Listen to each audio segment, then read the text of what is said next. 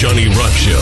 Rockin' 101, the Rock Station. Rockin' 101, you're on the air. Please don't swear. Is this Mark Farner? Yeah, Johnny Rock. How you doing, brother? Good. I can't believe I've been doing this DJ thing, not as long as you've been doing the rock and roll band thing, but not for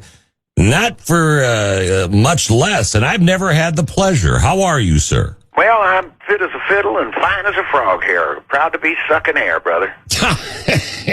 You sound, here's a reference. You sound like Jim Dandy of Black Oak.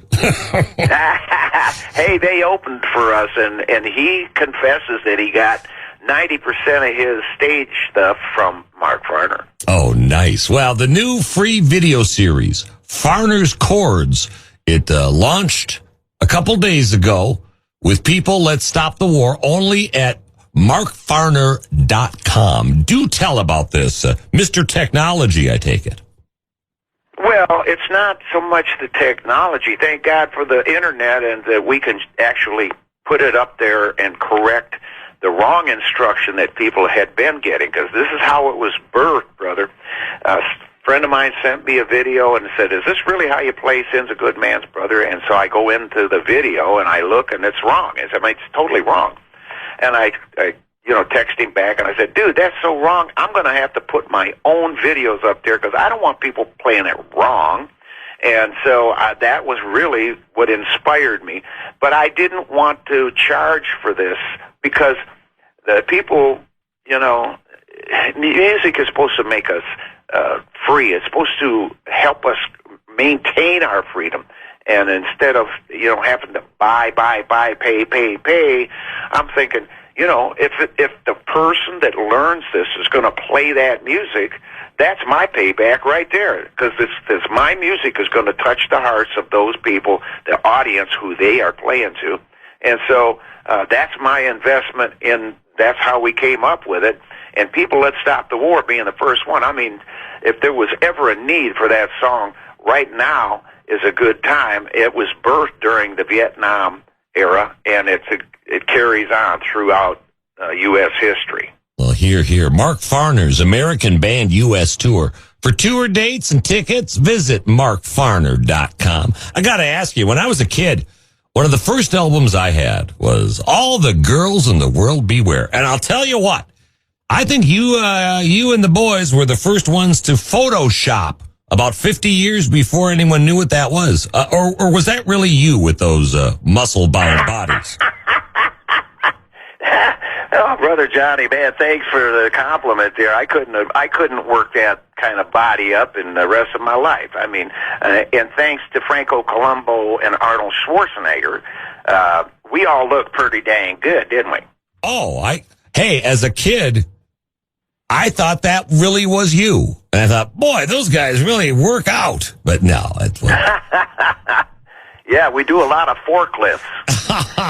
Yeah. If you haven't seen the album, they're all oiled up with these huge, like Arnold Schwarzenegger and pumping iron, pump you up.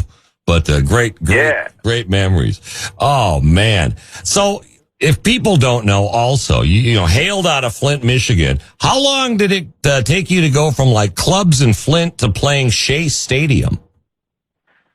Well, it took the exposure at the Atlanta Pop Festival in 1969 to 185,000 people that showed up, and they were not all from Atlanta, Georgia. They were from all over the United States, and the Pop Festivals kind of broke out, and people were, it was a phenomenon that people were amassing to the rock music, and the music was drawing people, and it didn't take long. I'm telling you, we were playing festivals all over the place, brother, and the word went out. I mean, Grand Funk zoomed to the top. We released 3 albums in 1 year. I mean, it was crazy, and some of the albums were cut in less than a week. In fact, the shortest one, E Pluribus Funk, was recorded and mixed in 3 days. I'm sitting here laughing to myself. What a great name. E Pluribus Funk. Oh, man. Yeah. Yeah, that's did you being of a certain age, when you're on stage in Shea Stadium. I don't think there had been many concerts there since, the Beatles in 64, 3. Did it freak you out? Yeah. Must have freaked you out, huh?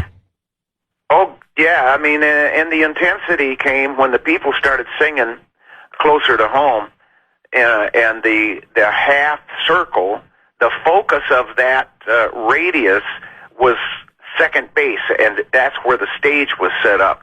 So we heard the audience singing the song louder than the PA system, brother. And I'm telling you what, me just sitting here telling you about this morning, Brother Johnny, is giving me the goosebumps. Oh, man. We're talking with Mark Farner of Grand Funk Railroad, the new free video series, Farner's Chords, available now with People Stop the War, only at markfarner.com. And his American Band U.S. tour. For tour dates and tickets, visit markfarner.com also. You got it going on. This has been a real pleasure. Like I said, I was a little kid. I remember the poster that came with All the Girls in the World Beware. You don't get posters anymore with your music, do you? No, there's not room enough for them. But that was a great poster. That was Lynn Goldsmith. She did all that stuff.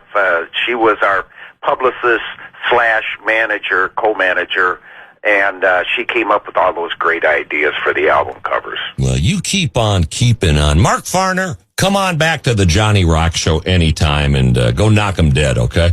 Yeah, man, I appreciate that, Brother Johnny. Well, you knocked those WHMH listeners alive. I love it. The Johnny Rock Show in the morning. The Rock Station. Every day.